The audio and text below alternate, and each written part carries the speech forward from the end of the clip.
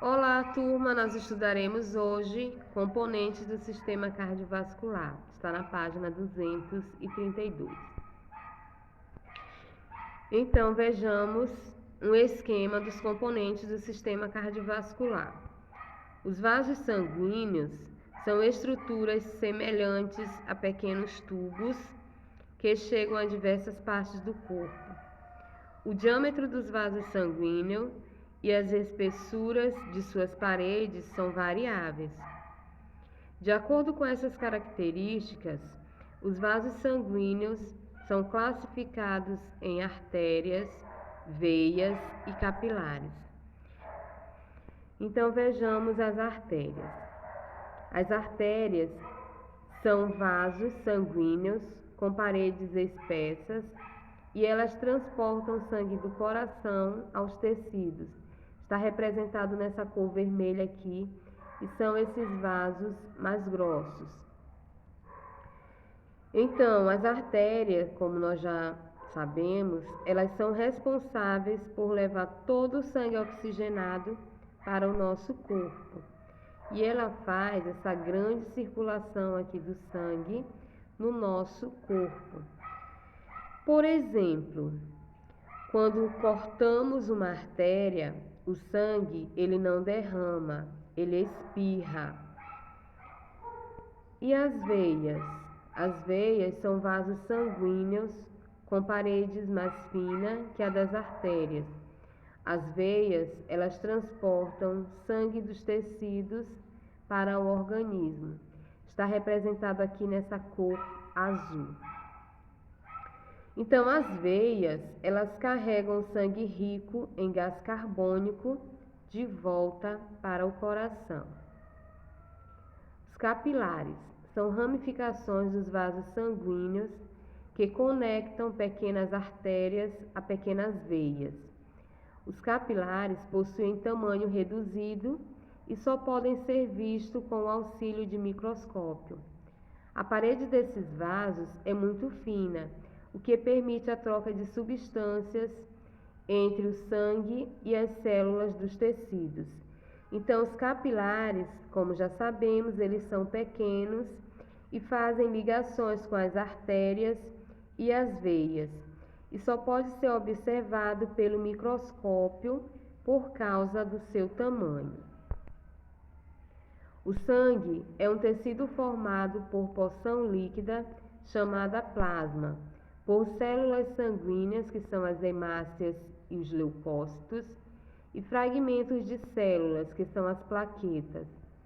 O plasma é um líquido de cor amarela, formado por água e algumas substâncias. Então vejamos os leucócitos.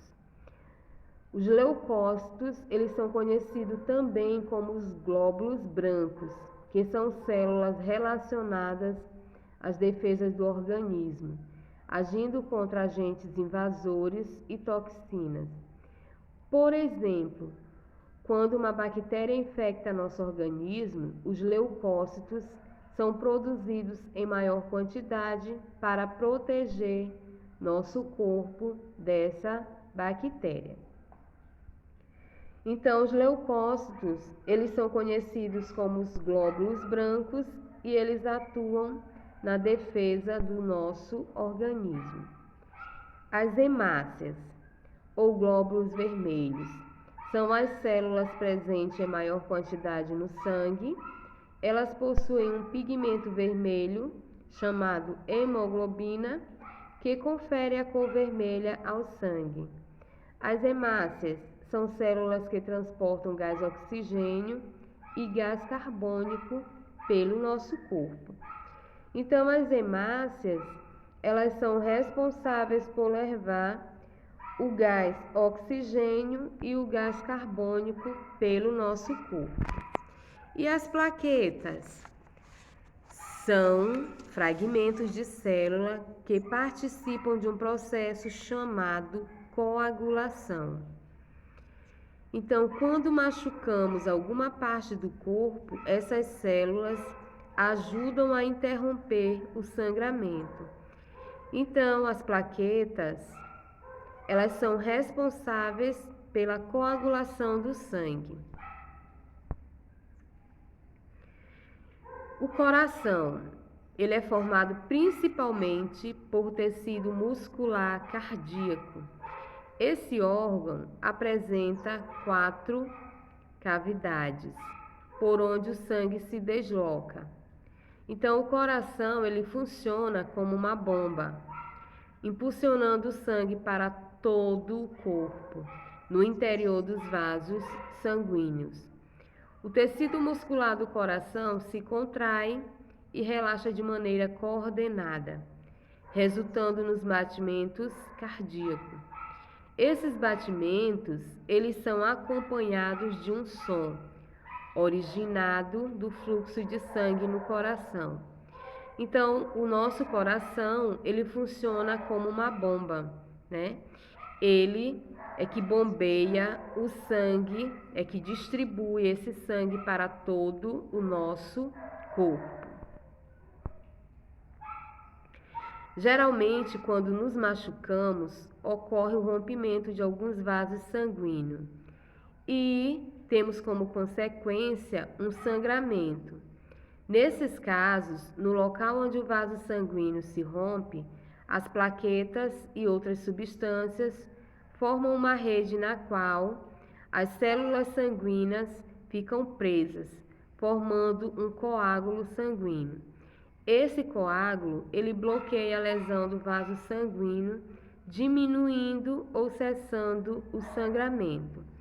Então, o coágulo é quando nós sofremos alguma queda e nos machucamos. Então, ocorre um rompimento dos vasos sanguíneos, porém, a lesão, ela não foi externa, e sim interna, tornando assim essa parte roxa, que nós chamamos de hematoma. Então, o coágulo, ele pode ser perigoso ou não, dependendo do local em que nós sofremos esse coágulo. Então, aqui nós temos como nós podemos conferir a nossa pulsação. Então, nós podemos colocar o dedo indicador e o médio na região do punho, como mostra essa imagem, até sentir pequenos movimentos sob seus dedos. Esses movimentos, eles ocorrem por causa da pulsação. Então, a pulsação, ela está relacionada ao movimento do sangue nos vasos sanguíneos a cada batimento cardíaco. Ela é medida em um determinado intervalo de tempo, geralmente 1 minuto, que é igual a 60 segundos. Então, vocês podem estar realizando essa experiência aqui na casa de vocês, com o auxílio de uma pessoa adulta, que aqui diz que é com um professor, mas vocês podem fazer com o auxílio dos pais de vocês, ou de um adulto que esteja na sua casa. Vocês vão verificar a sua pulsação em repouso. Em seguida, vocês vão fazer 15 polichinelos e verificar a sua pulsação novamente. Então, vocês vão registrar aqui no quadro abaixo. Primeiro, vocês vão verificar a pulsação em repouso, vocês paradinhos, né? E depois, vocês vão pular fazendo polichinelo e vão verificar novamente a pulsação de vocês dos batimentos. Ok, turma? Vocês façam aí na casa de vocês. Então, aqui nós temos cidadania no dia a dia. Doar sangue é um ato de solidariedade. Após sofrer um grave acidente, Nelson perdeu muito sangue e precisou passar por uma transfusão sanguínea, ou seja, receber sangue de outra pessoa. Então, essa transfusão o ajudou a se recuperar. O sangue usado nas transfusões, em geral, é obtido nos bancos de sangue, que aqui nós chamamos, o banco de sangue é a hemomar. Esses bancos, eles são locais onde se armazena e conserva em condições adequadas o sangue doado por várias pessoas. Então, quando as pessoas elas vão realizar qualquer cirurgia, o médico ele determina logo quantas bolsas de sangue esse paciente irá precisar. Então, o paciente ele procura os seus doadores de sangue e eles vão até a Hemomar para retirar essas bolsas, né, de sangue do seu corpo. E só traz o comprovantezinho para essa pessoa, esse paciente na qual estava precisando desse sangue. Então, mesmo diante da importância da doação, muitos hospitais sofrem com baixo estoque de sangue. Por quê, gente? Porque não tem muitas pessoas que são doadores de sangue. Então, campanhas como a apresentada ao lado, que é essa aqui onde nós estamos vendo que doar sangue é compartilhar vida, ajudam a incentivar a doação de sangue no Brasil, de acordo com dados do Ministério da Saúde atualmente. Então, vejamos que é pouquíssimos, né, a contribuição dos brasileiros que doam sangue, cerca de 1,8%. Esse valor está abaixo do recomendado pela Organização das Nações Unidas, que é a ONU, que sugere uma taxa de 3 a 5% de doações de sangue. Então, vejamos aqui. A doação de sangue é um ato de solidariedade e de amor ao próximo, que deve ser incentivado. Letra A. No município onde você mora, existem locais de doação de sangue? Nós já sabemos que sim. Eu falei agora há pouco para vocês que é lá na Hemomar, que fica localizado ali próximo ao João Paulo. Então, se necessário, vocês vão conversar com um adulto ou vocês vão fazer uma pesquisa e anotar as informações no caderno de vocês. Comente sobre a importância das campanhas de doação de sangue para os bancos de sangue, ok? Então, vocês vão fazer essa pequena pesquisa no caderno de vocês. Então, agora é só colocar em prática.